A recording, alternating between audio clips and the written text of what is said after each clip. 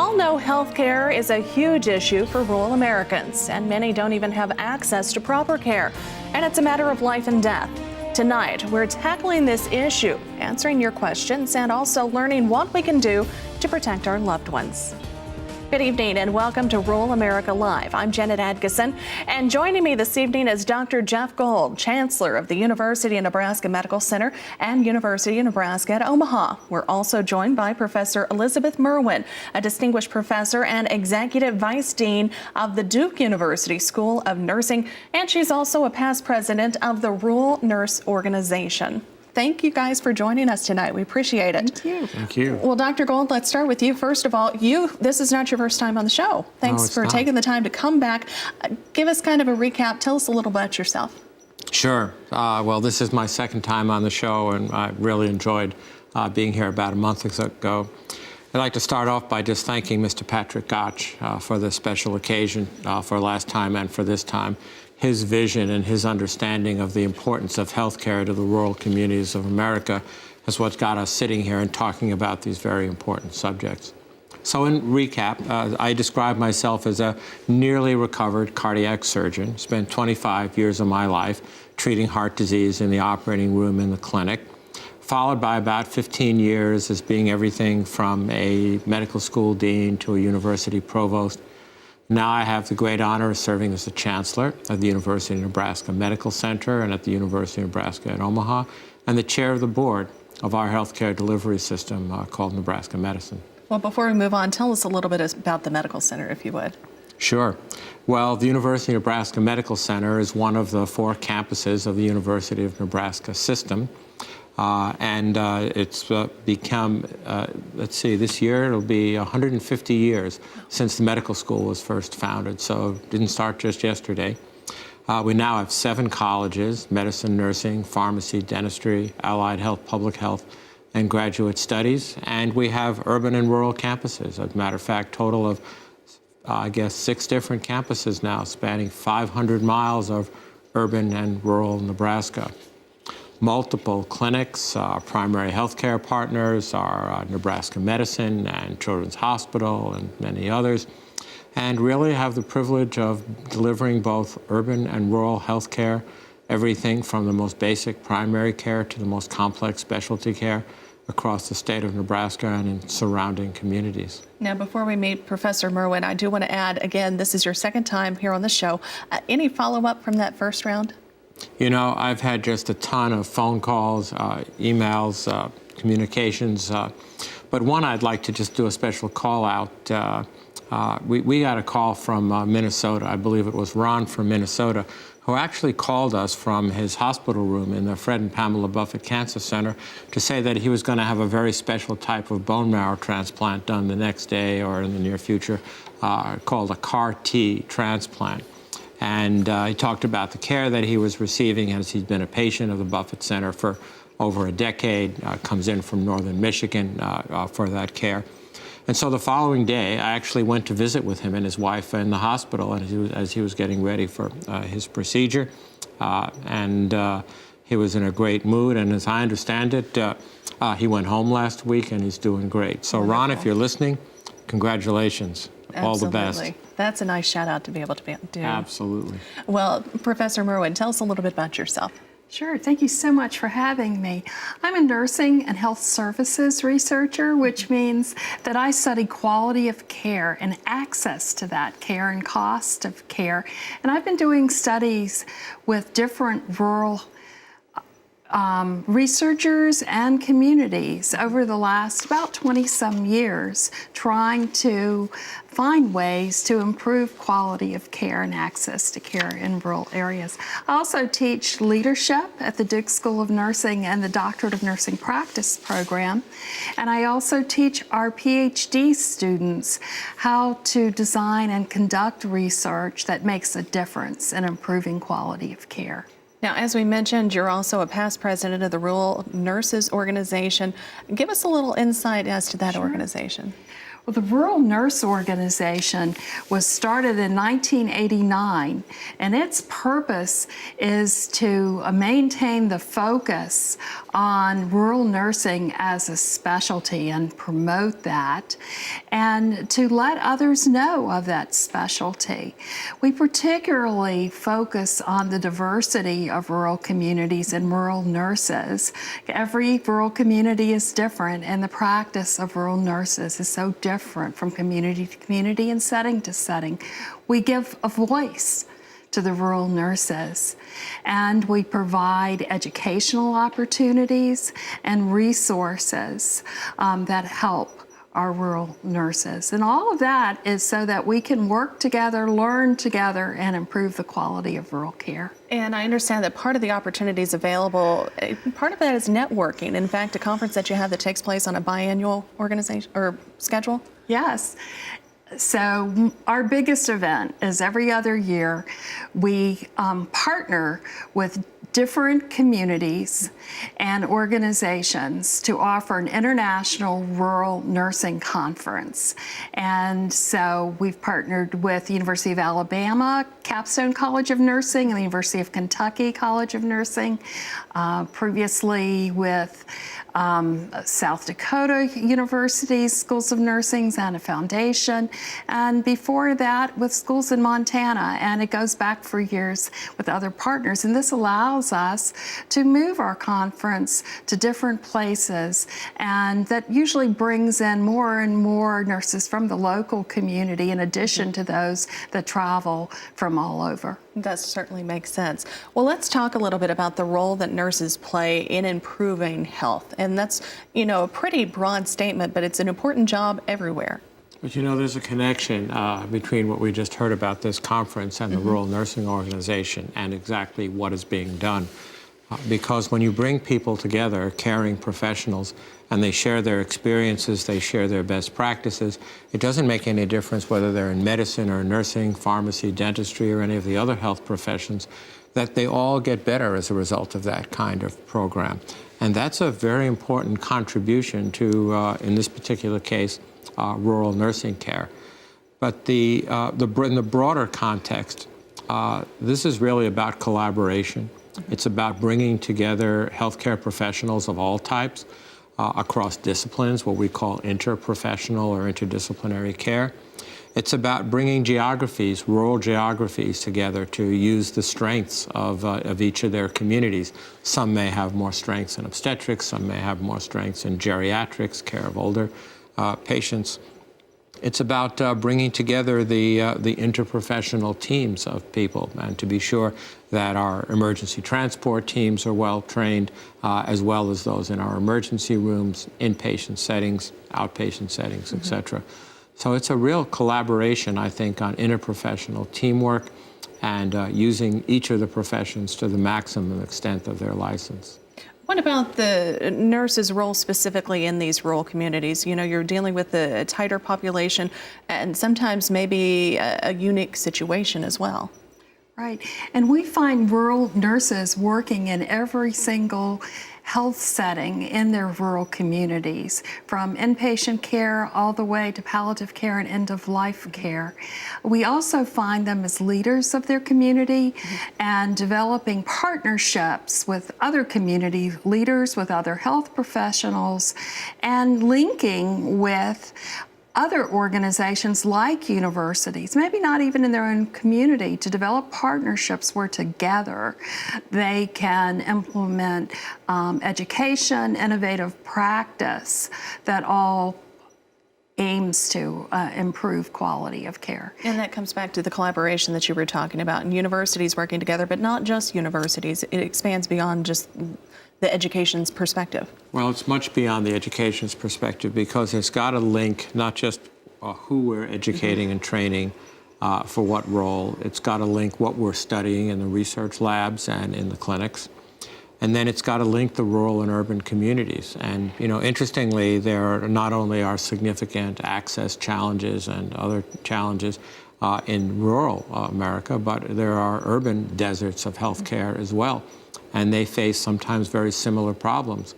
In the rural communities, you could be talking about hundreds of miles. in the underserved urban communities, you could be talking about several blocks or a mile or two, but sometimes those distances become insurmountable as well in terms of access to care for different reasons. And, you know, as we talk about this, behavioral health is actually one of the biggest barriers, in that many of our rural and urban communities are facing very significant workforce shortages in behavioral health. And as a result of that, the collaboration between the nurses and the physicians, the counselors, the advisors, the pharmacists, et cetera, who help care for patients who have behavioral health issues becomes even more critical as the workforce shortages get more severe.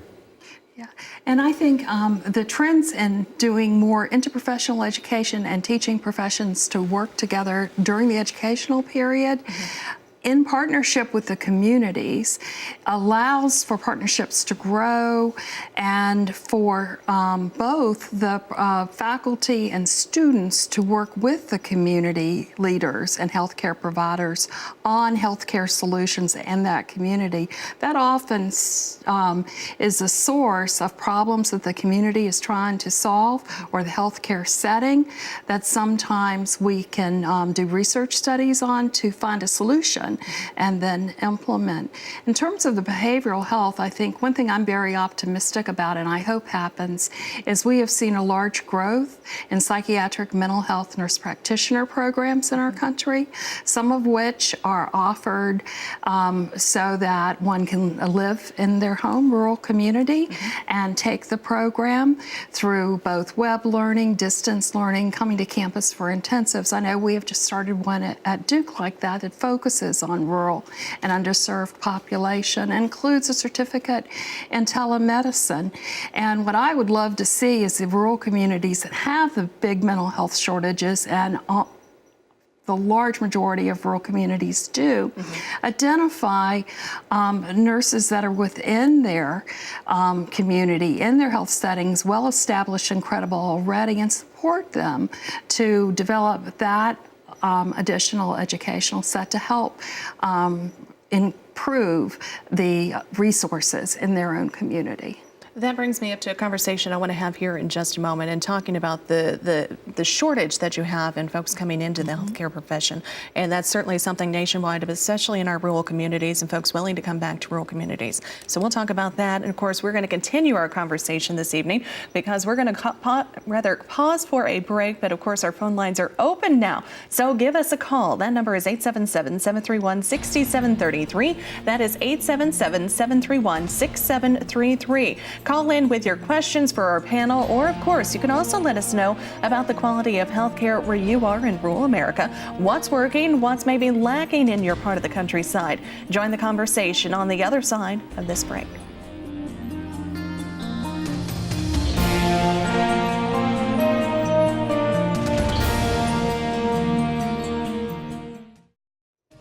Well, welcome back to this special edition of Rural America Live. And joining us is Dr. Jeff Gold, Chancellor of the University of Nebraska Medical Center and University of Nebraska at Omaha, and also Professor Elizabeth Merwin, a distinguished professor and Executive Vice Dean of the Duke University School of Nursing. She's also past president of the National, or rather the Rural Nurse Organization. And of course, we are taking your calls live on the air. Join the conversation tonight. That's by calling 877-731-6733. That's 877-731-6733. You can call in with your questions about rural health care. Let us know also what needs to improve or what's working in your community. Also, share a story with us about your interaction with a nurse in rural America. And with that, we have a young man, or a gentleman, joining us. Don, I believe, is on the line. Don, are you there? Yes, we are. Hi, Don. First of all, where are you calling from? And go ahead and give us your comment. We're calling from Thief River Falls, Minnesota, which is about 50, 60 miles off the Canadian border. And that comment is this, that appreciate everything from the Omaha Medical Center. We're home. We're doing very well. And after the CAR T-cell transplant, and I hope to see Jeff there in about 3 weeks. Well, all the best. It was a great pleasure to meet you and your wife, and I'm glad things worked out. And, you know, in some ways, you're proof positive that all the work in cancer care really pays off, because when I went to medical school, the types of treatments that you've had didn't exist. And now they're become standard of care. And you and your family are the beneficiaries. I just wish you the very, very best for your continued recovery, sir. Absolutely. Those are good stories. We love to hear those. Oh, they're great. You know, you make a great point that a lot of the treatments that he's gone through, that some of our loved ones have gone through, they didn't exist as many years ago, and it wasn't that long ago. When I was a medical student, 80% of children's cancer was fatal, and 20% was cured. Nowadays, it's exactly the opposite. It's 20% it's hard to treat or fatal, and 80% can be cured. Just a dramatic change. Now, the phone lines are open, so if you have a story to share with us about rural healthcare in your region, we'd love to hear from you. Give us a call, 877-731-6733. Now, with that, give us, from your perspectives, what is the current state of rural healthcare? So the current state of rural healthcare is tightly related to overall healthcare around the world, but specifically in this country. And that is that there are four major challenges, and I like to think of them as opportunities. In no particular order, access, the right specialty in the right place at the right time. The second would be quality. There's not standardized quality across the United States, and there's not a lot of effort that is successful in, for instance, making sure that the most rural communities have access to the identical quality that the urban communities have. And although people try, it's easier said than done. Third area of cost is cost. Affordability, as I like to think about it, is whether it's hospitalization, medication, outpatient care, it's consuming a larger and larger part of the healthcare budget. And then the fourth and final part of it is actually healthcare workforce. We're looking at shortages in both urban and rural areas of almost every healthcare profession you can manage. And it's not just that we have a shortage of learners, students that are in the pipeline, because we don't. We have a wonderful cadre of young women and young men who are our future healthcare professionals. And, you know, for whatever it's worth, I think they're the most caring, altruistic generation that I've seen in all of my years of being a healthcare educator. But the demands are increasing. The population's increasing. The population's aging. We have more chronic disease. We have more diagnoses. We have more things that are treatable. We just need more workforce. So rural healthcare falls right into the mix of all of that. And some of the problems are exaggerated. There are more workforce shortages. There are more access issues because of those workforce shortages. Because of the relatively small population densities in some rural areas, we're dealing with higher cost because of the throughput that hospitals and clinics and individual providers see. And again, because of long distances, a lot of commuting time, and we have significant lack of specialty coverage in even relatively large rural communities. There was just recently a piece that was done looking at obstetrics care across rural communities. And it demonstrated, the piece of research demonstrated a significant percentage of rural hospitals no longer deliver babies, or in those that do, deliver very small numbers. And that's obviously a challenge.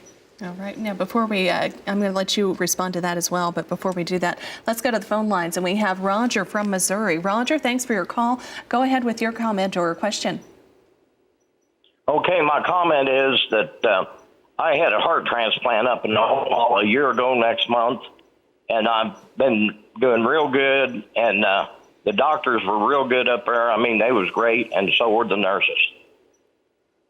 Well, you like to hear that, don't you? Oh, I do. You know, spending the major part of my life treating folks with heart disease, and I remember doing a lot of the transplant runs when I was a resident and a fellow, and to hear what's now absolutely standard of care, whether it's the assist devices or a full transplant, patients have a full and meaningful and very high quality life.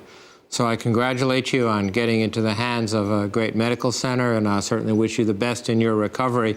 Obviously, medication and a good deal of care is going to be important going forward, but with that magic formula, you should do great, sir. And Roger, I want to compliment you. Your voice sounds good and strong, so it sounds like he's definitely on the road to recovery.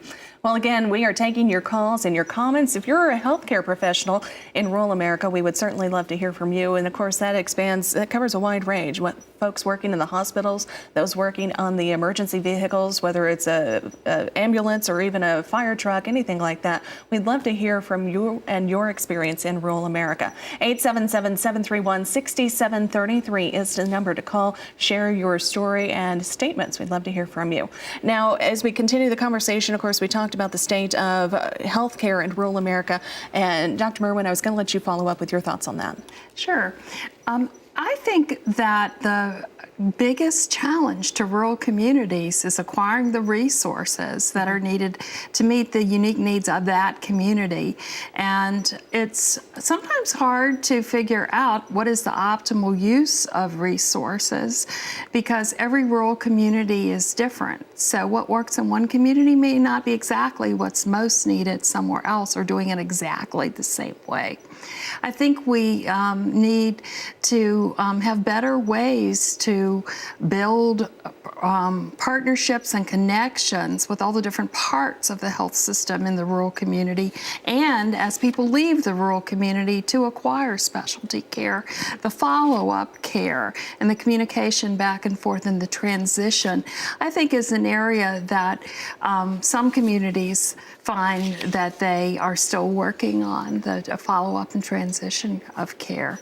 But I think that the improvement of having more specialized advanced practice nurses has been one thing that isn't yet fully capitalized in the rural communities, but has brought more specialty focused care into the community, never replacing what may need to be provided at a distance. You talk about the limited resources, and it brings up something that we talked about a little bit earlier prior to the show, and you also, I believe, addressed on the previous time that you were here, but talking about telemedicine and that access to rural broadband and the connectivity that we are hopefully continuing to grow. I know Nebraska's had some success. Also, again, folks back home, if there's been an experience that you've had with telemedicine, we'd love to hear from you as well. 877-731-6733 is the number to call to join our conversation here this evening. And getting back to that again, telemedicine, rural broadband, as it continues to grow, it's kind of increasing not only our access to health care, but also increasing the access that students, potential students, might have to maybe that educational program. So you're absolutely right. The rural broadband, and even in other urban communities as well, is critically important. It's critically important in the K-12 educational systems to bring information and bring people together and allow them to effectively communicate. It's very important in higher education for similar reasons, but it's absolutely critical in not only developing and training a healthcare workforce because the content just constantly changes. You know, what is in the curriculum today is going to be different than what we're teaching tomorrow. What we test today is going to be different than what we test tomorrow. And so we have a culture, we like to call it lifelong learning, which means that whatever you take with you when you get your diploma, and I hand out a lot of diplomas every year, thousands and thousands of them, the minute you walk out starts to become outdated. And so there are many different ways of staying current, but you know, you can go to conferences, you can read books and journals, and all of that is very effective. You can talk to your peers and colleagues in your field, but we're depending in an increasing fashion now on high quality distance learning. And you know, it used to be that you had to go to a library or have a very expensive laptop computer with a nice big screen and all that stuff. But now it's a mobile device that you carry in your pocket that gives you the just-in-time learning and helps you keep current in your field. So whether it's for economic development, whether it's for education, whether it's for business, or whether it's for healthcare, getting broadband out to the rural communities is a key part of the future of how we're going to continually solve the rural healthcare challenges. Absolutely. We're going to continue that conversation as well. We're going to go back to the phone lines. Again, we are taking your calls this evening. Give us a call, 877-731-6733. And with that, we have Vicki from Nebraska on the line with us. Vicki, thanks for your call. Go ahead with your comment. Thanks for letting me ask a question. Dr. Gold, I live in Randolph, Nebraska, and we have trouble, in fact, statewide, training our EMTs, getting them to get training. They have to go long distances to get the training and pay for their own expenses when they go. What can we do to improve this, the training of our EMTs that means so much to saving lives in rural Nebraska? Good question. Well, that's a great question, and I'm really proud to tell you about the SIM Nebraska program that most people don't know about. But several years ago, the University of Nebraska Medical Center received a very, very generous grant from the Helmsley Charitable Trust to offer these large trucks, think 18-wheelers, for them with fully trained simulation crews that go around to all parts of rural Nebraska, specifically to maintain competency and the experience levels of first responders, think paramedics, emergency room teams, doctors, nurses, pharmacists, etc. And they spend their time on the road constantly going from community to community, from hospital to hospital. They go to garage sales and other such places with these specialty trained individuals, these absolutely world-class mannequins. We call them human patient simulators. And we practice things that are commonly done, and then we practice things that are not so commonly done. Childhood airway management is a very good example of things that is very rarely done. But if you need to put a breathing tube into an infant, you need to have a certain skill set on how to do that. We've been doing it for about 2 years now. January, I think, will be 2 years, and we've had hundreds of experiences in different towns. And by the way, it's free. This is all part of the grant that the Helmsley Trust has established for us. And so we hope that we'll continue this program indefinitely. Certainly the trucks have been very, very effective, and we have a long waiting list of communities. I'll put your community on the list, though, I promise. And we certainly appreciate that call. Now we're going to go back to the phone lines once again. And we have George from New Jersey. And George, I understand that you have a question for Elizabeth. Yeah.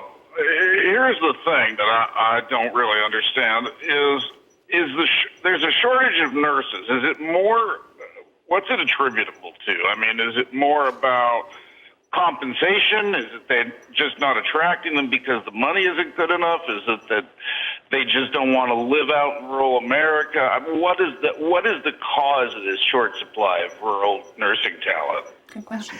It is. Well, I think overall, we've continued over the years just to continue the number of nurses that we have in the country. But we've also had increased demands for nursing services. Our population is aging, which usually results in needing a little bit more health care and therefore more nurses. There is a maldistribution sometimes of even if we have enough nurses, we may not have them in the right areas. And recruitment and retention have been ongoing challenges for many rural communities. But the lack of faculty and a faculty shortage that our country has now puts some limits on us in terms of the number of new graduates that the country can produce, and that keeps the overall pool down. And I actually think we're being more successful with recruiting programs and educational programs that are connecting the student nurses and the advanced practice nurses, nurse practitioners to the rural communities during their training, which is resulting in many more choosing to go to rural communities. But I think if you're wondering what can my community do that might help with recruitment, I would say identify the universities that are putting out the graduates that you would like to have to your community and develop a formal partnership and arrange for those students to come and do rotations in your community. They get to live in the community for a little while, and that's very enticing if there are openings for positions. I think that's a great idea. Certainly good encouragement there. Well, we appreciate George's phone call. Now, with that, let's go to Wyoming, and we have Emma from Wyoming on the line with us. Emma, go ahead. Yes, my question is about health care in the dental area for patients on Medicaid and MCNA dental in western Nebraska. That's my home. I'm in Wyoming right now, and it's just lacking. It's terribly lacking, and I had thought that maybe if dental offices, mobile dental offices that are outfitted like the truck you just showed, or the ones they have for health care or MRIs and CAT scans and that sort of thing. But the difficulty seems to be finding dentists who will accept the payments that Medicaid and MCA dental do. Emma, thank you very much for your call. Well, Emma, that's a really great question and observation. And just like we are seeing shortages in behavioral health and in women's health care and in pediatrics and other specialty care, we are seeing shortages in dental care, both in primary routine dental care and also in some of the advanced dental specialties, think endodontics, orthodontics, et cetera. You know, as you may or may not know, we have a program that we collaborate with in Scottsbluff and Gearing, Nebraska, which is not too far from Wyoming, I've learned. We also, our College of Dentistry is very active and has something called the Dental Caravan. And that once a year, our dental students travel widely across rural Nebraska. They visit the programs that we have in primary schools and high schools and middle schools. They do routine dental screening. They run clinics. They have a whole host of programs in an attempt to provide both routine and specialty dental care in Nebraska. But the shortages are quite severe, and indeed, as you alluded to, the payment systems are even complicate that even more. I wish I had a simple solution for you, a magic phone number for you to call. All I can suggest you do is work with some of your local public health resources, talk to them about where they refer patients based on who their payer is and what particular type of specialty dental care they may need, and see what they can do.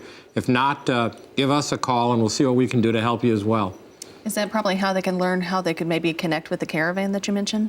For sure. Okay. Is there a website that they could check into as well? The University of Nebraska Medical Center website. All right. All linked in one spot. All linked in one spot. Well, with that, we now continue to the phone lines. Again, give us a call if you have a comment or an experience in rural healthcare. We'd love to hear from you. 877-731-6733 is the number to call. And from Wyoming, we now go to South Carolina. We have Pat on the line from South Carolina. Pat, go ahead.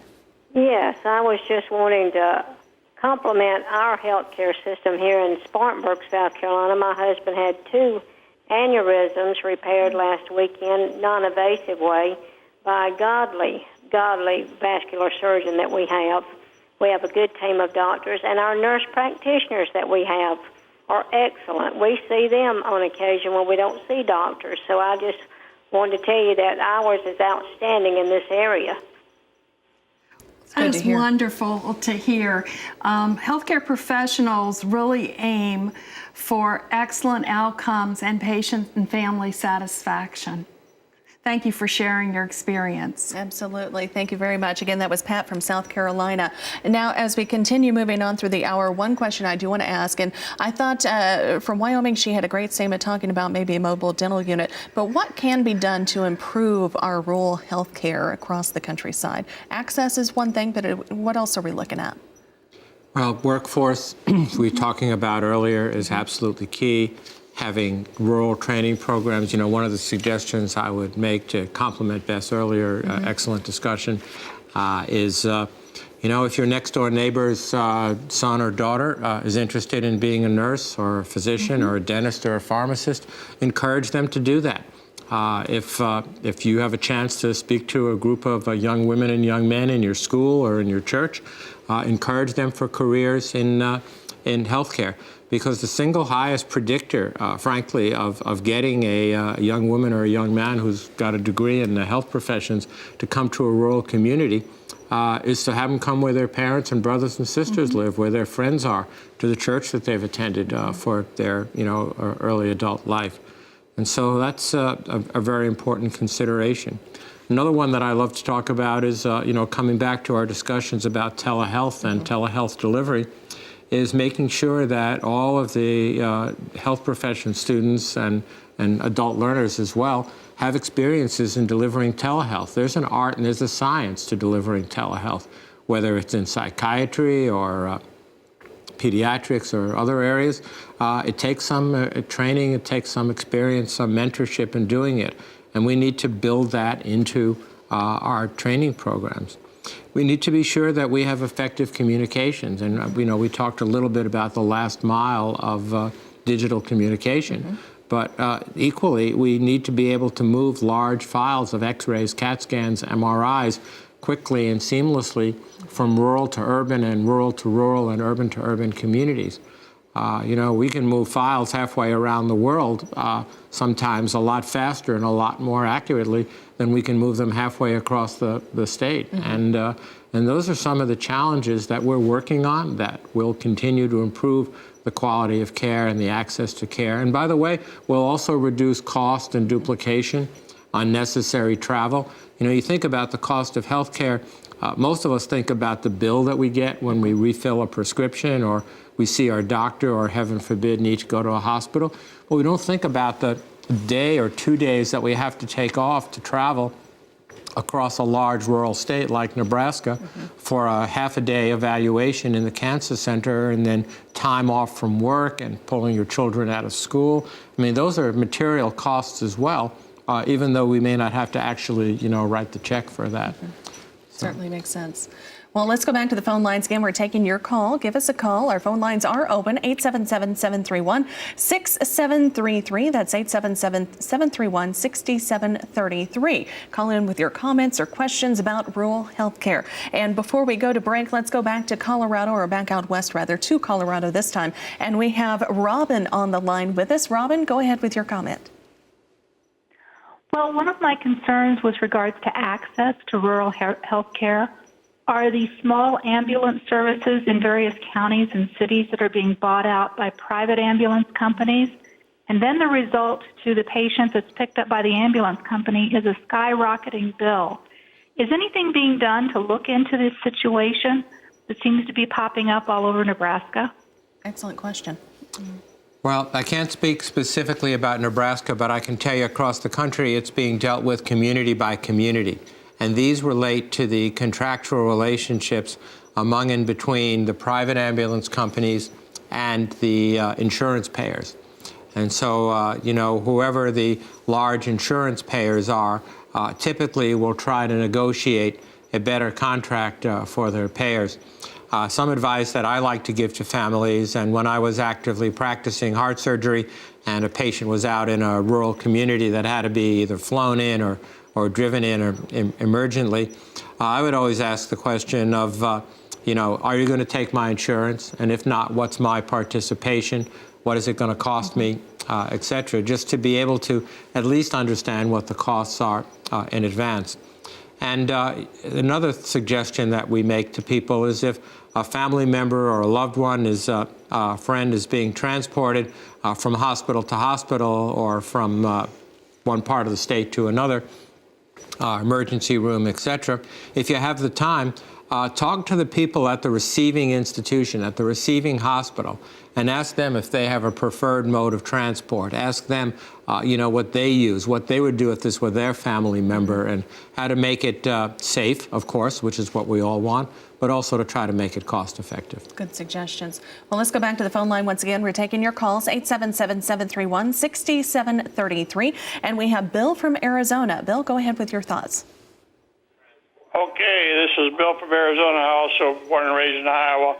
I'm also a licensed insurance agent, including health, in Arizona. Here's my comment. there's only one solution. It's too complicated of a problem. Money talks, you know what walks. And doctors, nurses, medical professionals should work for a universal health care system and receive the same pay in downtown Phoenix as they do in downtown Lincoln, Nebraska, and or out in the rural communities. In other words, why they don't go to rural now is because they don't make enough money, okay? So what we have to do is just manage the thing like a business. I'm a black-eyed Republican, but I'm not suggesting that I want to be a socialist, but we need universal health care. Other countries, Japan, UK, Canada, have a universal health care system, and we're going there now. The doctors and the medical profession are trying to fight it off because they want the money. So that's it. That's my comment. Well, Bill, thank you very much for your call. That's Bill from Arizona. That's probably not the first time you've heard that. No, actually, I've been involved in these conversations of access and workforce and quality and cost and affordability for decades of my life. Actually spent a good deal of time in not only state capitals, but also in our esteemed nation's capital, talking to some of our elected members about some of the challenges that we face in rural and in urban America.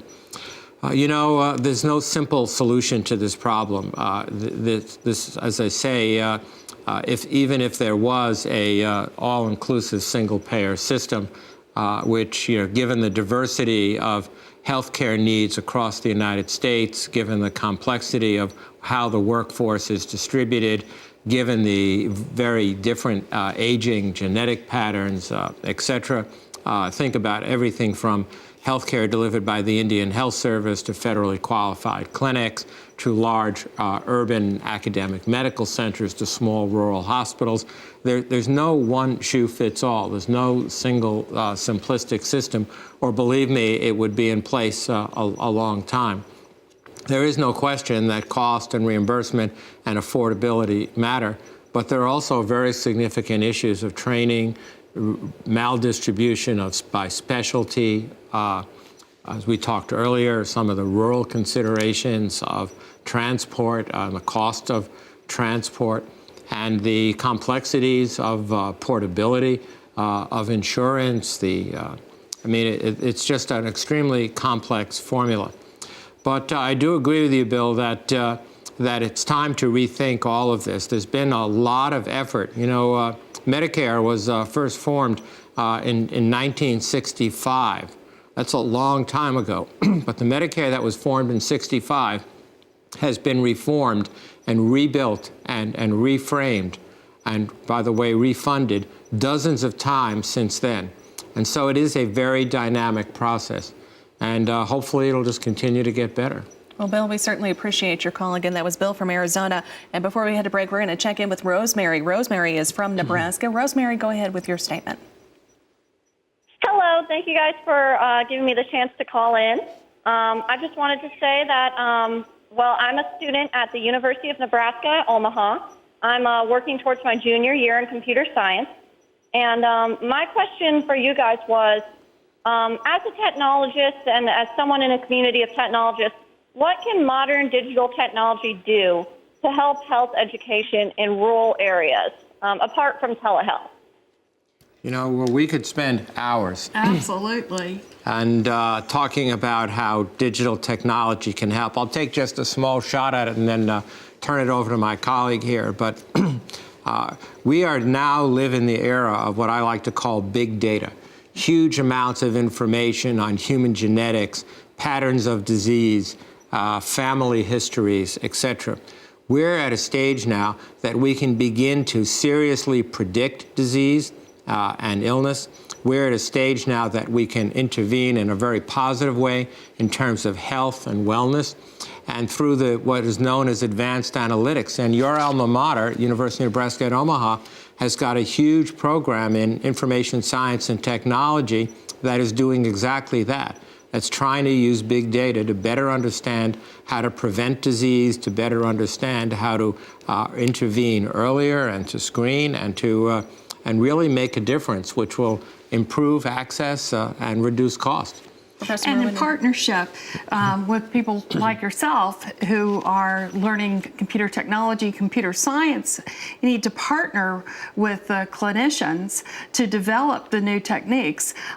We have begun and are doing a pretty good job of bringing big data and use of electronic health record information into decision making for quality improvement in our teaching our students and then into practice.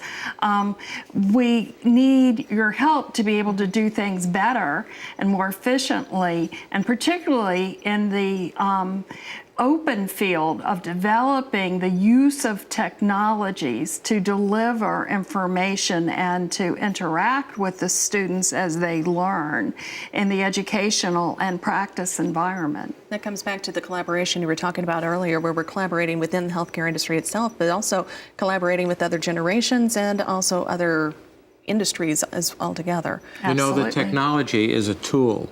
It's not a solution in and of itself. Right. And no matter how good the computer systems and the data analytics are, it takes a human being to apply them. And even with the most advanced machine learning, so that human touch, the high-tech human touch, is going to be critical as far as I can ever see for the future of healthcare. Wonderful conversation. Again, you can be part of the conversation. Give us a call, 877-731-6733. That's 877-731-6733. Stay with us. We're going to continue this conversation in just a moment right here on RFD-TV.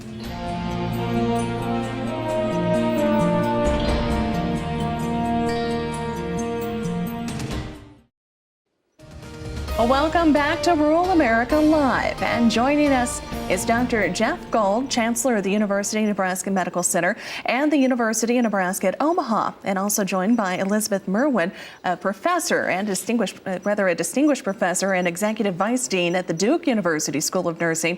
She is also a past president of the Rural Nurse Organization. And of course, we are taking your calls live on the air. Join the conversation tonight by calling 877-731-6733. That's 877-731-6733. Call with your questions and statements about rural health care. And as we, of course, we're entering the final segment of tonight, but I want to come back. As we said, you're a past president of the Rural Nurses Organization, but also an international conference takes place, a biannual conference. It does. And that's so important because rural nurses are in every community, but sometimes they don't know nurses in the same type of community as theirs that may have innovative solutions that they could learn from. And it's hard to sometimes build a network. And so the Rural Nursing Organization provides ways to connect rural nurses and share our knowledge and experience. And at our International Rural Nursing Conference, we focus on leadership, skill development, on advocacy skill development, because it's so important for nurses to be the leaders, and they often are the leaders in their communities, to implement changes to improve health care. We also bring in experts and have presentations on newest information that are helpful to rural nursing care, evidence-based practices, and how they have been rolled out in different rural communities. Often we'll focus on health policy, and a very important area is innovations in health technology, where we find how technology and a program has been developed and actually implemented someplace, often evaluated, and can be rolled out to another area, all to try to improve quality of care and outcomes of care. Now, something you touched on that they will address at these conferences is leadership. And Yes. I'm sure that there's a lot of young folks who maybe think when they're going into a nursing or a medical program of sorts, they wouldn't think they have to take a leadership class. But I really want to highlight that for these folks that do come back to these rural communities or underserved community of any kind, they really do have to step up and be leaders and be a voice in that industry.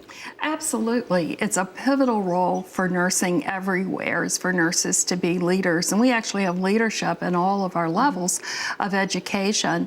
But I think it's nowhere where it's more important than rural nursing. And they are looking looked at as community leaders. They often are invited on boards and lead partnerships, and they have to know how to be effective in building a team and generating enthusiasm and coalitions and alliances to work together to improve health care. And as we heard today, there are areas in many rural communities where members will identify a need to improve. Safety net care, care for everyone, access are issues, and they can take the lead there. Well, as we look forward to the future, what are the issues that we're going to be talking about as we look ahead? Well, let's just stay on this leadership topic for a second, because I couldn't agree more how important it is, and not just for nurses, but for the whole health profession. And one of the characteristics of strong leadership is the ability to listen, and to listen to the communities that you care for. As said earlier, these communities are all different, and as a result of that, you have to listen carefully, and you have to listen continuously to your patients, to their families, to the members of what I like to call the elders of the community, as to what you're doing. And people who are good listeners typically tend to be good leaders. So we'll focus on this topic of leadership in the future. But, you know, if we're invited back, we'll have an opportunity to come back to this question of dental care, access to specialty and general dental care, adult pediatrics, et cetera, a significant challenge in rural America. What about public health and disease prevention on the farm and on the ranch? Those are actually very different than in many of the urban communities, and need to be considered and prevented, frankly. And another area that we'd like to talk about is accidents do happen, key points to save lives. What do you need to know if there's a farming or ranching accident? There are a lot of rumors and myths, you know, that have been around for a long time that probably can be updated. We can blow some of the dust off them. And I know this is a conversation that you want to keep going, and you're even open to suggestions. We're open to suggestions. So what I'd like to tell our audience is, what do you want to hear about? You know, we get lots of feedback from this call-in hour, and it's great. We not only get it during the hour from the limited number of calls we can take from the hundreds that unfortunately we can't, but you know, write to us, email us, let us know what you want to hear. And our job is to listen to you, and our job is to produce meaningful content to answer your questions and to be reassuring that there is active research and active care going on to foster the quality in rural America. Well, as we wind down the hour, Professor, any last thoughts? Yes. When I think about a message to listeners, I think about the nurses in the audience, and take a moment and consider becoming a member of the Rural Nurse Organization as a way to network and to let others learn from your experiences and to gain the knowledge and experience of others in perhaps similar or very different rural communities. Wonderful. Well, any last thoughts from you, sir? Just to once more thank Patrick Gotch and thank you for having us this evening. I hope that this time together really gets people to think about the importance of the health care that they depend on and what we can do together to continue to make it better. Now, if folks would like to learn more about the Nebraska Medical Center, where could they find additional information? Sure. We have tons of websites and all different types of social media that we use. We answer phone calls. We respond to every type of communication that you can possibly imagine. But our main website is www.unmc.edu, and you can navigate from there. And how about the National Organization for National Nurses Organization? I believe it is rno.org is our website, and let us hear from you. Wonderful. Rural Nurses Organization, rno.org. That's an easy one to remember, not too terribly bad. I'm going to check that one out too. Wonderful. Well, thank you guys for joining us, and of course, thank you for joining us here for Rural America Live. We certainly appreciate your phone calls, tuning in, sharing your stories and experiences. Well, good night from all of us here at Rural America's most important network, RFD-TV.